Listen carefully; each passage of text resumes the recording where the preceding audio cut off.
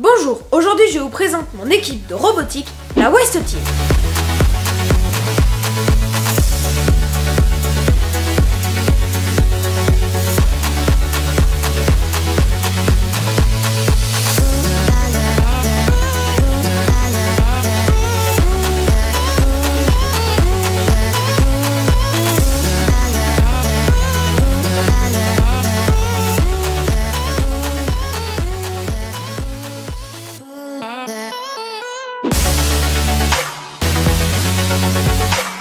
Cette année encore, nous participons à un concours de robotique, la First Lego League.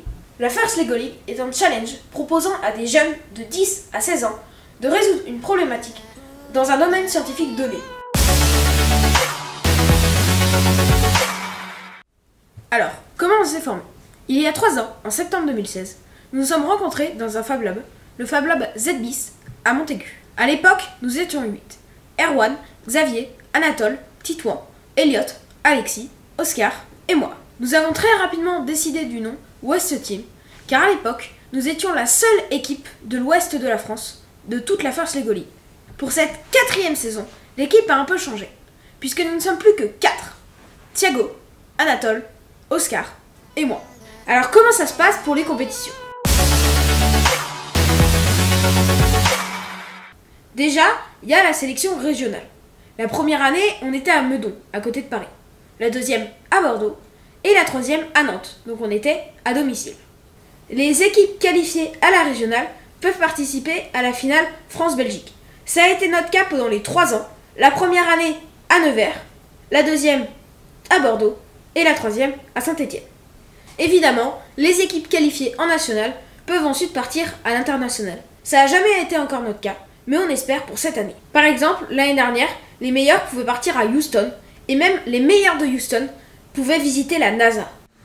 Le cœur de notre robot, c'est cette brique Lego programmable, sur laquelle on va ajouter des moteurs et des capteurs.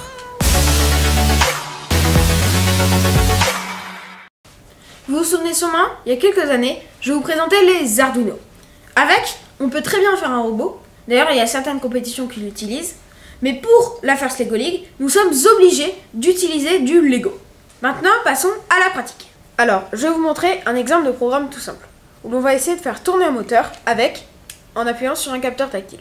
Donc pour ça, on aura bien sûr besoin du moteur et du capteur tactile, de notre brique, de câbles pour relier le tout, et pour le programmer, bien sûr, d'un ordinateur.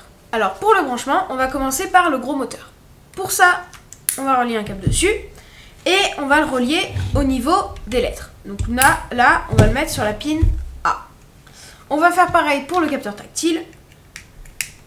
Et on va le mettre sur la pin 1. Puisque les capteurs, on les met sur les chiffres. Et voilà. Maintenant, c'est relié. On va maintenant relier notre brique à notre ordinateur. Et voilà. Maintenant, on va pouvoir passer à la partie programmation. Alors, déjà, on va lancer notre logiciel Lego Mindstorms qui nous permet de programmer notre EV3. Et voilà, il est lancé. Donc on va pouvoir ici cliquer sur Nouveau projet. Et on va arriver sur une page vierge avec un premier bloc qui est le bloc pour démarrer, enfin qui signifie qu'on va démarrer notre code.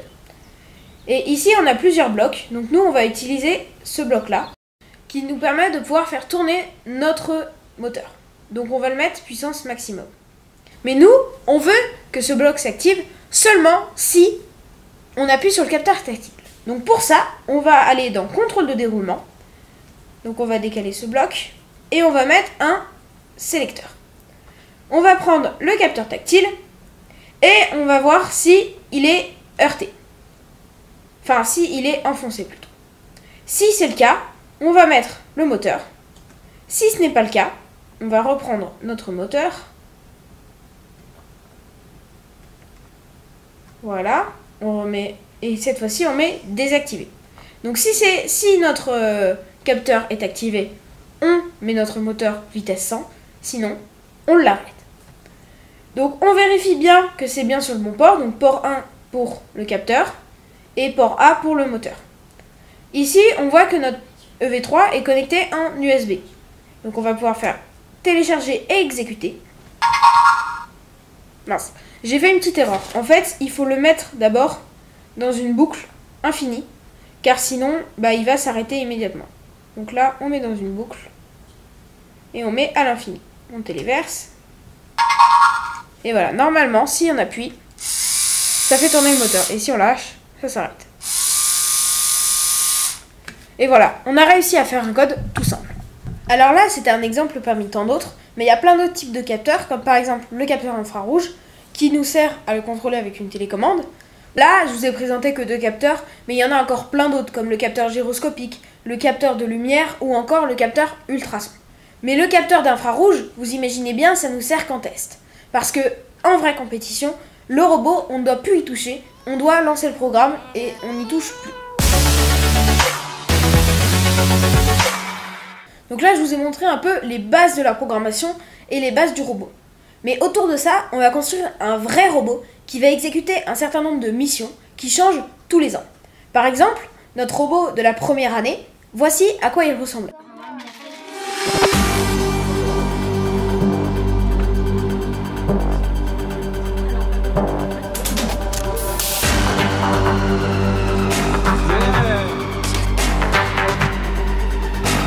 Tiens, après tu feras pareil, tu sors dans l'autre sens. Voilà. Stop, stop, stop, stop, stop, stop. Tiens, attends, là, hop, tu prends le truc, tu sors, et il met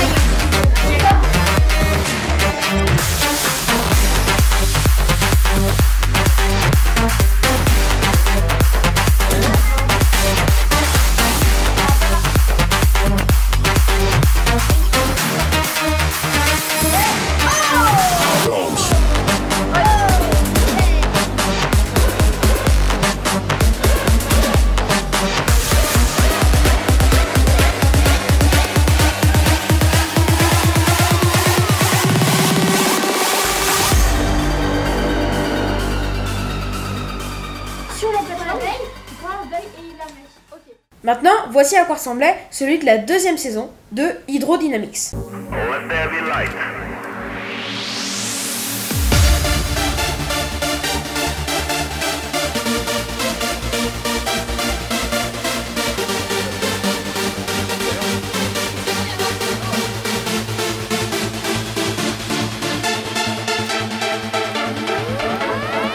Après, celui de la troisième saison, on n'a pas trop changé.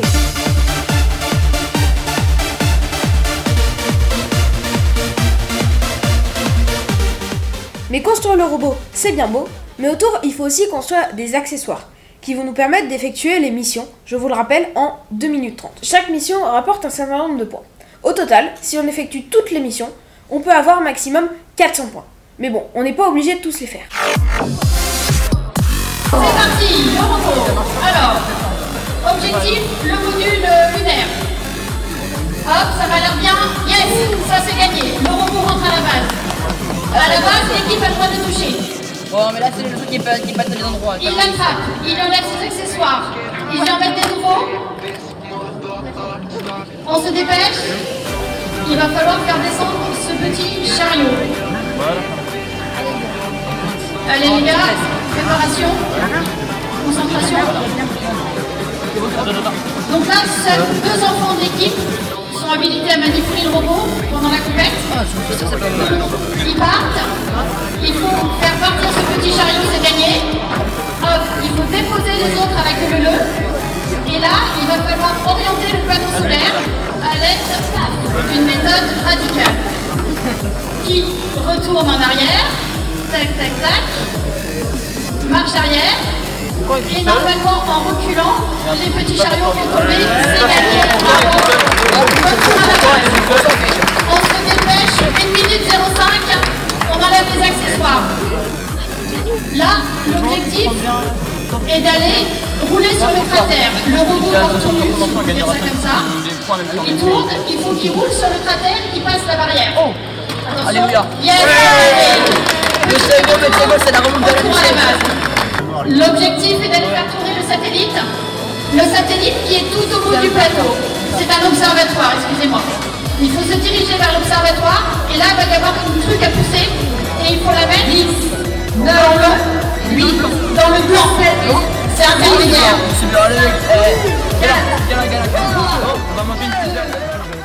Comme je vous l'ai dit, chaque saison est associée à un thème. Cette année, c'est City Shaper, ou autrement dit en français, les bâtisseurs de la ville.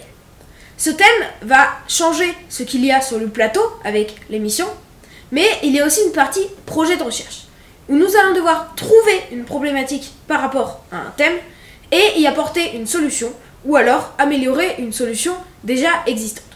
Vous l'aurez compris, cette année, l'objectif est de trouver une solution à une problématique de la ville de demain. En 2016-2017, le thème portait sur Animal Allies, nos amis les animaux. Notre projet de recherche était autour de l'asinothérapie, une thérapie avec les ânes.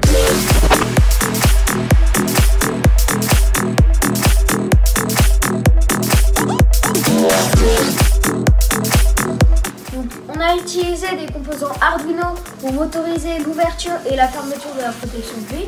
On a soudé les composants suivant le schéma de câblage et on a créé un programme informatique qui va permettre de donner les instructions à la carriole. Ça devient bleu, ça se ferme et ça devient rouge. Et normalement, donc, quand on essuie, ça va se réouvrir. Donc, pareil, ça va déclencher un compteur, là ça s'ouvre. Et donc, imaginons que là, là il pleuve plus.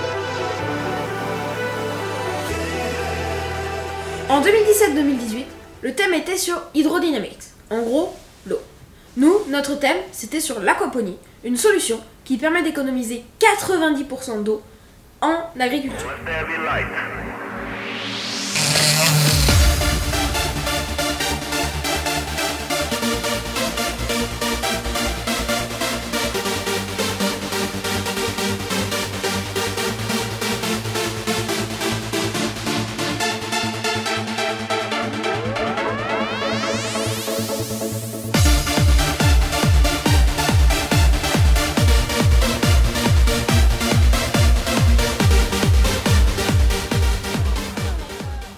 L'année dernière, le thème était sur l'espace.